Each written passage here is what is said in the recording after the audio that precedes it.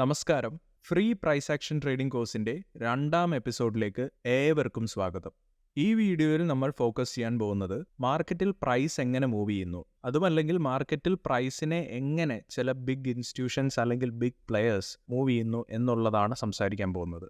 History repeats itself, price memory, ഇങ്ങനെയൊക്കെ stock മാർക്കറ്റിൽ ആളുകൾ പറയുന്നത് നിങ്ങൾ കേട്ടിട്ടുണ്ടാവും. പക്ഷേ ഇതുകൊണ്ട് അവർ പറയാൻ ഉദ്ദേശിക്കുന്നത് എന്താണെന്ന് വെച്ച് കഴിഞ്ഞാൽ, മാർക്കറ്റിൽ പ്രൈസ് ഒരു സ്പെസിഫിക് പാറ്റേണിൽ സമയാസമയം നീങ്ങിക്കൊണ്ടിരിക്കുന്നു. ഇതാണ് അവർ ഉദ്ദേശിക്കുന്നത്. അപ്പോൾ നിങ്ങൾക്ക് എന്നോട് ചോദിക്കാം, ഒരു സ്റ്റോക്കിൻ്റെ പ്രൈസ് എന്തുകൊണ്ടാണ് മുകളിലേക്കും താഴേക്കും നീങ്ങുന്നത്? ഈ ഒരു ചോദ്യത്തിന് പല ഉത്തരങ്ങളുണ്ടാകാം. ഇത് ചിലപ്പോൾ എന്തെങ്കിലും ന്യൂസ് ആയിരിക്കാം, അല്ലെങ്കിൽ ഗവൺമെൻറ് എന്തെങ്കിലും ബില്ല് പാസ് ചെയ്യുന്നതായിരിക്കാം, അല്ലെങ്കിൽ RBIയുടെ ഒരു പുതിയ പോളിസി ആയിരിക്കാം, അല്ലെങ്കിൽ ആ കമ്പനി നേരിടുന്ന ചില ലീഗൽ ഇഷ്യൂസ് ആയിരിക്കാം. പക്ഷേ ഇതിൻ്റെ എല്ലാം മധ്യത്തിൽ നമ്മൾ ശ്രദ്ധിക്കുകയാണെങ്കിൽ മാർക്കറ്റ് മൂവ്മെൻറ്റ്സ് എപ്പോഴും കമ്പനിയുടെ ഏർണിങ്സിനെ ഡിപ്പെൻഡ് ചെയ്തിരിക്കും. ഒരു കമ്പനിയെപ്പറ്റി വളരെ മോശമായിട്ടൊരു വാർത്ത പുറത്തു വരിക എന്ന് വിചാരിക്കുക. പക്ഷേ ആ ഒരു ന്യൂസിന് ആ കമ്പനിയുടെ ഏർണിങ്സുമായിട്ട് യാതൊരു ബന്ധമില്ലെങ്കിൽ ആ സ്റ്റോക്കിൽ താൽക്കാലികമായ ഒരു കറക്ഷൻ ഉണ്ടായേക്കാം ഒരു ചെറിയ പീരീഡ് ഓഫ് ടൈമിലേക്ക്. പക്ഷേ ആ സ്റ്റോക്കിൻ്റെ പ്രൈസ് റിക്കവർ ചെയ്യുന്നത് നിങ്ങൾക്ക് കാണാൻ സാധിക്കും. പക്ഷേ മറുവശത്ത് നിങ്ങൾ വോഡഫോൺ ഐഡിയ, യെസ് ബാങ്ക് പോലുള്ള സ്റ്റോക്കുകൾ നോക്കിയാൽ ഈ സ്റ്റോക്കുകളും ക്രാഷ് ആവാൻ കാരണം നെഗറ്റീവ് ന്യൂസ് തന്നെയാണ്. പക്ഷേ ഈ സ്റ്റോക്കുകളെക്കുറിച്ചുള്ള ന്യൂസ് അവരുടെ ഏർണിങ്സിനെ ബാധിക്കുന്ന തരത്തിലുള്ള ന്യൂസാണ്. അതുകൊണ്ടാണ് ഈ സ്റ്റോക്കുകൾ ക്രാഷ് ആവാൻ കാരണം. ഇനി സ്റ്റോക്ക് മാർക്കറ്റിലേക്ക് വരുമ്പോൾ നമുക്ക് രണ്ട് തരത്തിലുള്ള പാർട്ടിസിപ്പൻസിനെ കാണാൻ പറ്റും. ഒന്നാമത്തെ വിഭാഗം നമ്മളെപ്പോലുള്ള റീറ്റെയിലേഴ്സ് ആണ്. രണ്ടാമത്തെ വിഭാഗം എന്ന് പറയുമ്പോൾ ഇൻസ്റ്റിറ്റ്യൂഷൻസ് ആണ്. മാർക്കറ്റിൽ 90% അതിൽ കൂടുതലോ ട്രേഡിംഗ് നടത്തുന്നത് ഇൻസ്റ്റിറ്റ്യൂഷൻസ് ആണ്. ഇതിനർത്ഥം മാർക്കറ്റ് കുറേ ഇൻസ്റ്റിറ്റ്യൂഷൻസിൻ്റെ ഒരു കളക്ഷൻ ആണെന്ന് നമുക്ക് പറയാം. ഈ ഇൻസ്റ്റിറ്റ്യൂഷൻസിൽ തന്നെ mutual fund houses, banks, brokerage houses, insurance companies, pension funds, hedge funds, അങ്ങനെ പലതരത്തിലുള്ള പാർട്ടിസിപ്പൻസ് ഉണ്ട്. ആൻഡ് ഈ ഇൻസ്റ്റിറ്റ്യൂഷൻസ് ആണ് മാർക്കറ്റിൽ ഉണ്ടാവുന്ന വോളിയത്തിൻ്റെ ഭൂരിഭാഗവും വഹിക്കുന്നത്. അതുമാത്രമല്ല, ഇവർ കൂടുതലായും സ്റ്റോക്സിൻ്റെ ഫണ്ടമെൻ്റൽസ് ബേസ് ചെയ്താണ് ട്രേഡിംഗ് ചെയ്യുന്നത്. പക്ഷേ ഇപ്പോഴത്തെ അവസരത്തിൽ അവർ കൂടുതൽ ഡേറ്റ ബേസ് ചെയ്തുള്ള ആൽഗോരിതമിക് ട്രേഡിംഗ് ആണ് ചെയ്യാറുള്ളത്. അപ്പോൾ ഞാൻ എന്താണ് പറയാൻ ഉദ്ദേശിക്കുന്നതെന്ന് വെച്ച് കഴിഞ്ഞാൽ, ഈ ഇൻസ്റ്റിറ്റ്യൂഷൻസിൻ്റെ ട്രേഡിംഗ് ആണ് ഡെയിലി ചാർട്ട്സിലും വീക്ക്ലി ചാർട്ട്സിലും നമ്മൾ കാണുന്ന ട്രെൻഡിൻ്റെ ഡയറക്ഷനെ നിശ്ചയിക്കുന്നത്. അതുപോലെ തന്നെ ഇൻട്രാഡേയിൽ ഉണ്ടാവുന്ന ഒട്ടുമിക്ക വലിയ മൂവുകളും സ്വിങ്ങുകളും ഈ ഇൻസ്റ്റിറ്റ്യൂഷൻസ് ആണ് കൺട്രോൾ ചെയ്യുന്നത്. അതുമാത്രമല്ല, ഒട്ടുമിക്ക എല്ലാ ഇൻസ്റ്റിറ്റ്യൂഷൻസും കാലക്രമേണ ലാഭത്തിലാണ് പ്രവർത്തിച്ചുകൊണ്ടിരിക്കുന്നത്. അതുകൊണ്ട് തന്നെ ഈ ഇൻസ്റ്റിറ്റ്യൂഷൻസിനെ നമ്മൾ സ്മാർട്ട് മണി ആയിട്ട് കൺസിഡർ ചെയ്യുന്നു. അതായത് അവർ ട്രേഡ് ചെയ്തുകൊണ്ട് തന്നെ ഉപജീവനം ഉണ്ടാക്കാൻ സമർത്ഥരാണെന്ന് നമുക്ക് മനസ്സിലാക്കാൻ സാധിക്കും. അതുമാത്രമല്ല, ഇവർ ട്രേഡ് ചെയ്യുന്നത് വലിയ ക്വാണ്ടിറ്റീസിലാണ്. ശരിക്കും പറയുകയാണെങ്കിൽ മാർക്കറ്റിൽ ഒരു ട്രേഡ് നടക്കണമെങ്കിൽ ഒരു ഇൻസ്റ്റിറ്റ്യൂഷൻ ഒരു സൈഡ് എടുക്കാൻ വില്ലിങ് ആയിരിക്കണം. അതായത് ട്രേഡിംഗ് സ്മൂത്തായി നടക്കണമെങ്കിൽ ഒരു ഇൻസ്റ്റിറ്റ്യൂഷൻ എപ്പോഴും ഒരു സൈഡ് എടുക്കാൻ താല്പര്യം ഉണ്ടായിരിക്കണം. നമ്മളെപ്പോലുള്ള സാധാരണ റീറ്റെയിലേഴ്സ് എടുക്കുന്ന ട്രേഡുകൾ എക്സിക്യൂട്ട് ആവണമെങ്കിൽ അതിന് ഇൻസ്റ്റിറ്റ്യൂഷൻ അവിടെ ഒരു ലിക്വിഡിറ്റി പ്രൊവൈഡ് ചെയ്തേ മതിയാവുള്ളൂ. അപ്പോൾ ഇതിനെ നമുക്കൊന്ന് കൂടുതലായിട്ട് മനസ്സിലാക്കാം. നിങ്ങൾക്ക് ഒരു നിശ്ചിത പ്രൈസിൽ ഒരു സ്റ്റോക്ക് വാങ്ങണം എന്ന് വിചാരിക്കുക. അപ്പോൾ മാർക്കറ്റ് ആ പ്രൈസിലേക്ക് എത്തിയെങ്കിലേ നിങ്ങൾക്കത് സാധിക്കുകയുള്ളൂ. അങ്ങനെ മാർക്കറ്റ് ആ പ്രൈസിൽ എത്തണമെങ്കിൽ ഒന്നോ അതിലധികമോ ഇൻസ്റ്റിറ്റ്യൂഷൻസ് ആ വിലയിൽ വാങ്ങാനായിട്ട് ആഗ്രഹിക്കണം. അതുപോലെ തന്നെ നിങ്ങൾക്കൊരു നിശ്ചിത പ്രൈസിൽ ഒരു സ്റ്റോക്ക് സെല്ല് ചെയ്യണമെന്ന് വിചാരിക്കുകയാണ്. അപ്പോൾ മാർക്കറ്റ് ആ പ്രൈസിലേക്ക് എത്തിയെങ്കിലേ നിങ്ങൾക്ക് സെല്ല് ചെയ്യാൻ പറ്റുള്ളൂ. ആൻഡ് മാർക്കറ്റ് അവിടെ എത്തണമെങ്കിൽ അവിടെ ഒന്നോ അതിലധികമോ ഇൻസ്റ്റിറ്റ്യൂഷൻസ് ആ ഒരു പ്രൈസിൽ സെല്ല് ചെയ്യാനായിട്ട് താല്പര്യം കാണിക്കണം. അപ്പോൾ മാർക്കറ്റ് എപ്പോഴും ഇൻസ്റ്റിറ്റ്യൂഷൻസ് ബൈയോ സെല്ലോ ചെയ്യാൻ ഉദ്ദേശിക്കുന്ന പ്രൈസിലേക്കാണ് മൂവ് ചെയ്യുക. അതിന് മറ്റൊരു അർത്ഥവും കൂടിയുണ്ട്. അതായത് നമ്മളെപ്പോലുള്ള റീറ്റെയിൽ ട്രേഡേഴ്സ് അല്ലെങ്കിൽ ഇൻഡിവിജ്വൽ ട്രേഡേഴ്സിന് മാർക്കറ്റ് മൂവ് ചെയ്യാനുള്ള അബിലിറ്റി ഇല്ല എന്നുള്ളതാണ്. മാർക്കറ്റ് ഒരു പർട്ടിക്കുലർ പ്രൈസിനെ ടെസ്റ്റ് ചെയ്യണമെങ്കിൽ അവിടെ ഒന്നോ അതിലധികമോ ഇൻസ്റ്റിറ്റ്യൂഷൻസ് ആ ഒരു പ്രൈസിൽ സെല്ല് ചെയ്യുകയോ ബൈ ചെയ്യുകയോ ചെയ്തു കഴിഞ്ഞാൽ ഫിനാൻഷ്യലി പ്രോഫിറ്റബിൾ ആണെന്ന് വിചാരിക്കുന്നുണ്ടെങ്കിൽ മാത്രമേ ആ ഒരു പ്രൈസിൽ മാർക്കറ്റ് എത്തുകയുള്ളൂ. ചുരുക്കം പറയുകയാണെങ്കിൽ മാർക്കറ്റിൽ നടക്കുന്ന ഓരോ ടിക്കിലും ഇൻസ്റ്റിറ്റ്യൂഷൻസ് ബൈ ചെയ്യുകയും സെല്ല് ചെയ്യുകയും ചെയ്തുകൊണ്ടിരിക്കുകയാണ്. അതുമാത്രമല്ല, ഇൻസ്റ്റിറ്റ്യൂഷൻസിൻ്റെ കയ്യിൽ പ്രൂവൻ ടെക്നിക്സും പ്രൂവൻ സിസ്റ്റംസും ഉണ്ട്. അതവർക്ക് ലോങ് ടേമിൽ പൈസ ഉണ്ടായിക്കൊണ്ടിരിക്കുന്നുണ്ട്. അപ്പോൾ ഞാൻ പറയാൻ ഉദ്ദേശിക്കുന്ന മെയിൻ പോയിന്റ് എന്താണെന്ന് വെച്ച് കഴിഞ്ഞാൽ, നമ്മളെപ്പോഴും ട്രേഡ് ചെയ്യുമ്പോൾ മെജോറിറ്റി ഓഫ് ദി ഇൻസ്റ്റിറ്റ്യൂഷൻസിൻ്റെ ഡയറക്ഷനിൽ ട്രേഡ് ചെയ്യാനായിട്ട് ശ്രമിക്കുക. അല്ലെങ്കിൽ പ്രൊഫഷണൽസ് പറയുന്നത് പോലെ എപ്പോഴും ഇൻസ്റ്റിറ്റ്യൂഷൻസിൻ്റെ ഫുട് പ്രിൻറ്റിനെ ഫോളോ ചെയ്യുക. കാരണം ഇൻസ്റ്റിറ്റ്യൂഷൻസ് ആണ് മാർക്കറ്റിൻ്റെ ഡയറക്ഷനെ കൺട്രോൾ ചെയ്യുന്നത്. അല്ലെങ്കിൽ സിമ്പിളായി പറയുകയാണെങ്കിൽ അവരാണ് മാർക്കറ്റിനെ മൂവ് ചെയ്യുന്നത്. ഇനി നമുക്കൊരു സെനാരിയോ നോക്കാം. നിങ്ങൾ പുതിയതായി ഒരു ട്രേഡിംഗ് സ്ട്രാറ്റജി കണ്ടെത്തി. അത് തുടക്കത്തിൽ നിങ്ങൾക്ക് നല്ല രീതിയിൽ പൈസ ഉണ്ടാക്കി തരികയും ചെയ്തു. പക്ഷെ കുറച്ച് കാലത്തിന് ശേഷം അത് വർക്ക് ചെയ്യുന്നത് സ്റ്റോപ്പ് ചെയ്തു. അപ്പോൾ നമ്മൾ പലരും ഈ ഒരു സിറ്റുവേഷനിലൂടെ കടന്നു പോയിട്ടുണ്ടാവും അല്ലേ? ഇതിന് കാരണം വളരെ സിമ്പിളാണ്. മാർക്കറ്റ്സ് എപ്പോഴും ചേഞ്ച് ചെയ്തുകൊണ്ടിരിക്കുകയാണ്. അതൊരിക്കലും ഫിക്സഡ് അല്ല. മാർക്കറ്റ്സ് എപ്പോഴും ഒരു ഘട്ടത്തിൽ നിന്നും മറ്റൊരു ഘട്ടത്തിലേക്ക് മൂവ് ചെയ്തുകൊണ്ടിരിക്കുകയാണ്. ഇതുകൊണ്ട് ഞാൻ എന്താണ് ഉദ്ദേശിക്കുന്നതെന്ന് വെച്ച് കഴിഞ്ഞാൽ, നിങ്ങൾ നിലവിൽ ഒരു ട്രെൻഡിങ് മാർക്കറ്റിൽ ഒരു ട്രെൻഡ് ട്രേഡിംഗ് സ്ട്രാറ്റജിയാണ് ഫോളോ ചെയ്തുകൊണ്ടിരിക്കുന്നത്. അത് നിങ്ങൾക്ക് നല്ല രീതിയിൽ പൈസ ഉണ്ടാക്കി തരുന്നതുകൊണ്ട്. പക്ഷേ ഒരു ഘട്ടത്തിൽ നിങ്ങൾ റേഞ്ച് മാർക്കറ്റ്സിൽ ഒരുപാടധികം പൈസ ലൂസ് ചെയ്യും. അതുപോലെ തന്നെയാണ് നിങ്ങളൊരു റേഞ്ച് ട്രേഡിംഗ് സ്ട്രാറ്റജിയാണ് നിലവിൽ ഫോളോ ചെയ്തുകൊണ്ടിരിക്കുന്നത്. അത് നിങ്ങൾ തുടർന്നും യൂസ് ചെയ്തുകൊണ്ടിരിക്കുകയാണ്.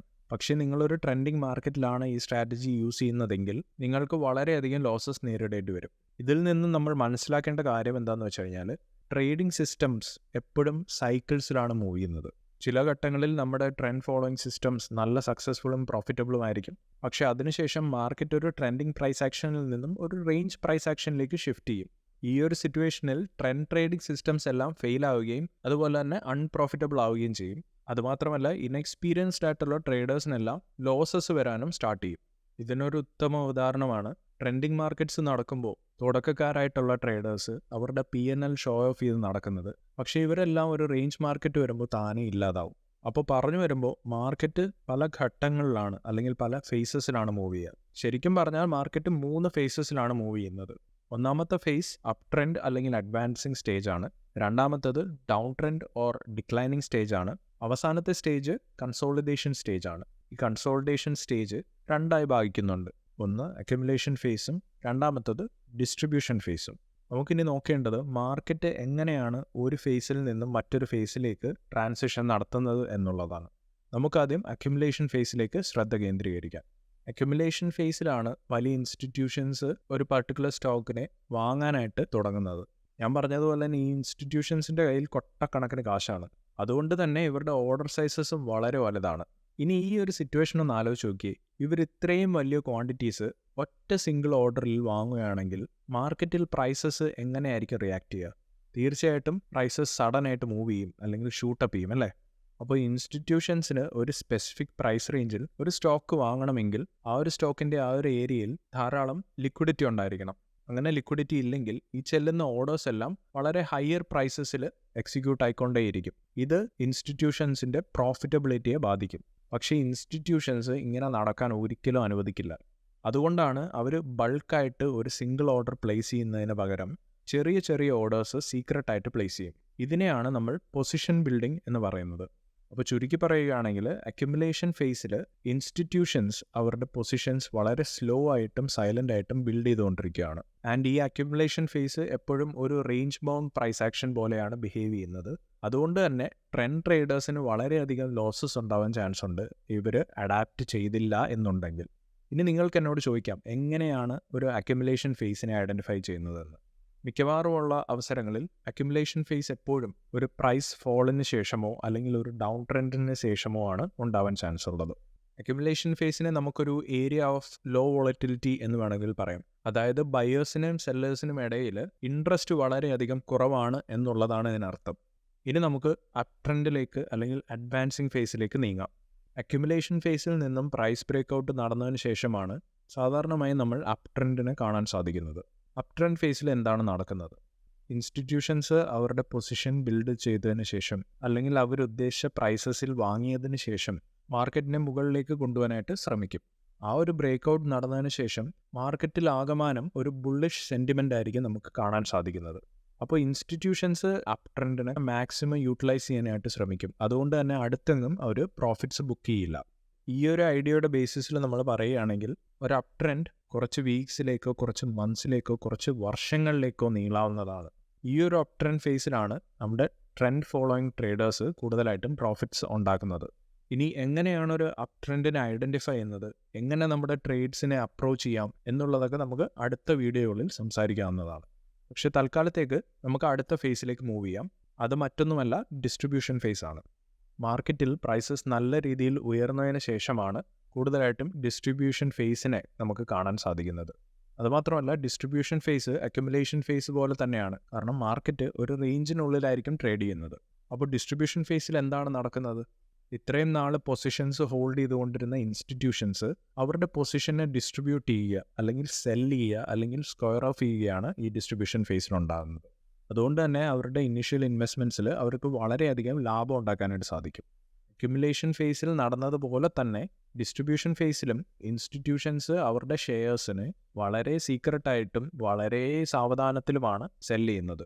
ഇങ്ങനെ ചെയ്യാനുള്ള കാരണം എന്താണെന്ന് വെച്ച് കഴിഞ്ഞാൽ, വളരെ പെട്ടെന്ന് ഒരു പ്രൈസ് ഫോള് വന്നു കഴിഞ്ഞാൽ ബാക്കിയുള്ള മാർക്കറ്റ് പാർട്ടിസിപ്പൻസ് പാനിക്കാവും. അതുമാത്രമല്ല, അവരൊരു നിശ്ചിത ടാർഗറ്റ് പ്രൈസ് റേഞ്ചിലായിരിക്കും സെൽ ചെയ്യാനായിട്ട് ഉദ്ദേശിച്ചിട്ടുണ്ടാവുക. അതുകൊണ്ടുകൂടിയാണ് ഡിസ്ട്രിബ്യൂഷൻ ഫേസ് എപ്പോഴും ഒരു റേഞ്ച് ബൗണ്ട് ആയിട്ട് കാണപ്പെടുന്നത്. ഈ ഒരു ഫേസിലും ട്രെൻഡ് ട്രേഡേഴ്സ് അഡാപ്റ്റ് ചെയ്തില്ല എന്നുണ്ടെങ്കിൽ വളരെയധികം ലോസസ് ഉണ്ടാകാനുള്ള ചാൻസ് ഉണ്ട്. അക്യുമുലേഷൻ ഫേസിന് വിപരീതമായിട്ട് ഡിസ്ട്രിബ്യൂഷൻ ഫേസിലെ വോളറ്റിലിറ്റി വളരെ ഹൈ ആണ്. കാരണം പ്രൈസ് വളരെ പെട്ടെന്ന് താഴേക്ക് പോകും എന്നുള്ളൊരു പരിഭ്രാന്തി മാർക്കറ്റ് പാർട്ടിസിപ്പൻസിൽ ഉണ്ടാവുന്നത് മൂലമാണ് ഇങ്ങനെ സംഭവിക്കുന്നത്. ഇനി നമുക്ക് ഏറ്റവും അവസാനത്തെ ഫേസിലേക്ക് നീങ്ങാം. ഇത് മറ്റൊന്നുമല്ല, ഡൗൺ ട്രെൻഡ് അല്ലെങ്കിൽ ഡിക്ലൈനിങ് ഫേസ് ആണ്.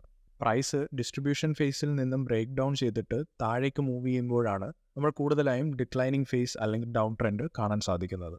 ഈ ഒരു ഫേസിൽ സെല്ലിംഗ് പ്രഷർ വളരെയധികം ഹൈ ആയിരിക്കും. അതുകൊണ്ട് തന്നെ മാർക്കറ്റിൻ്റെ ഒരു സെൻറ്റിമെൻ്റ് എന്ന് പറയുന്നത് ബെയറിഷ് ആണ്. ഈ ഒരു അവസരത്തിൽ മിക്കവാറും ഉള്ള എല്ലാ ട്രേഡേഴ്സും അവരുടെ ലോസസ് കട്ട് ചെയ്യാനാണ് ശ്രമിക്കുക. അങ്ങനെ ലോസ് കട്ട് ചെയ്യാത്തവരാണെങ്കിൽ അവർ പ്രൈസസ് തിരികെ വരുമെന്നുള്ള പ്രതീക്ഷയിൽ ലോങ് ടേം ഇൻവെസ്റ്റേഴ്സായിട്ട് തുടരും. മാർക്കറ്റിലെ ഭയവും പരിഭ്രാന്തിയും മൂലം ഈ ഒരു സ്റ്റേജിലെ വോളറ്റിലിറ്റി ഭയങ്കര ഹൈ ആയിരിക്കും. സോ അതുകൊണ്ട് തന്നെ ട്രെൻഡ് ഫോളോയിങ് സ്ട്രാറ്റജീസ് പിന്തുടരുന്ന ട്രേഡേഴ്സിന് വളരെയധികം പ്രോഫിറ്റ്സ് ഉണ്ടാക്കാനായിട്ട് സാധിക്കും ഈ ഒരു ഫേസിൽ. സോ ഇങ്ങനെയാണ് നമ്മുടെ ഒരു പ്രൈസ് ചാർട്ടിൽ ഈ ഒരു ഫേസുകൾ കാണപ്പെടുന്നത്. ഇനി ഒരു ഇൻട്രസ്റ്റിംഗ് കാര്യം എന്താണെന്ന് വെച്ച് കഴിഞ്ഞാൽ, ഈ ഒരു സ്റ്റേജസ് അല്ലെങ്കിൽ ഫേസസ് ചാർട്ട്സിൽ സമയാസമയം ഉണ്ടായിക്കൊണ്ടേയിരിക്കുന്നു. ഈ ഫേസസിനെ നിങ്ങൾക്ക് നേരത്തെ കണ്ടെത്താൻ കഴിയുകയാണെങ്കിൽ നിങ്ങൾക്ക് മാർക്കറ്റിൽ വളരെയധികം ഒരു മുൻതൂക്കം ഉണ്ടാവും. പക്ഷേ ഓരോ മാർക്കറ്റ് ഫേസിനും അതിന് സ്യൂട്ടബിൾ ആയിട്ടുള്ള ഒരു സ്ട്രാറ്റജി യൂസ് ചെയ്യുക എന്നുള്ളതാണ് ഏറ്റവും ഇമ്പോർട്ടൻ്റ് ആയിട്ട് നമ്മൾ ശ്രദ്ധിക്കേണ്ട കാര്യം. നമ്മൾ തീർച്ചയായിട്ടും പല trend trading and range trading സ്ട്രാറ്റജീസിനെ പറ്റി ഇനി വരുന്ന വീഡിയോകൾ സംസാരിക്കുന്നതായിരിക്കും. അതുമാത്രമല്ല, മാറിക്കൊണ്ടിരിക്കുന്ന മാർക്കറ്റ് കണ്ടീഷൻസിനനുസരിച്ച് എങ്ങനെ ഒരു ട്രേഡിംഗ് സ്ട്രാറ്റജി ഡിസൈൻ ചെയ്യാം എന്നുള്ളതിനെ പറ്റിയും നമ്മൾ സംസാരിക്കും. നിങ്ങൾ മാർക്കറ്റിൽ എപ്പോഴും ഫ്ലെക്സിബിൾ ആയിരിക്കുന്നത് ഒരിക്കലും ഒരു മോശം കാര്യമല്ല, അതെപ്പോഴും ഒരു നല്ല കാര്യമാണ്. കാരണം മാർക്കറ്റ് എപ്പോഴും ഫ്ലെക്സിബിളാണ്. അത് പറഞ്ഞുകൊണ്ട് ഞാൻ ഈ വീഡിയോ ഇവിടെ അവസാനിപ്പിക്കുകയാണ്. ഈ വീഡിയോയിൽ നിന്നും നിങ്ങൾക്ക് എന്തെങ്കിലും പുതിയതായിട്ട് പഠിക്കാൻ സാധിച്ചിട്ടുണ്ടെങ്കിൽ തീർച്ചയായിട്ടും വീഡിയോ ലൈക്ക് ചെയ്യുക. നിങ്ങളുടെ ഫ്രണ്ട്സിനും ഫെലോ ട്രേഡേഴ്സിനും ഈ വീഡിയോ ഷെയർ ചെയ്യുക. അതുപോലെ തന്നെ ചാനൽ സബ്സ്ക്രൈബ് ചെയ്യാൻ മറക്കരുത്. ബെൽ ഐക്കണും എനേബിൾ ചെയ്യുക. വളരെ പെട്ടെന്ന് തന്നെ അടുത്ത എപ്പിസോഡുമായിട്ട് ഞാൻ നിങ്ങളെ കാണാം. അപ്പോഴത്തേക്കും it's good bye from my end.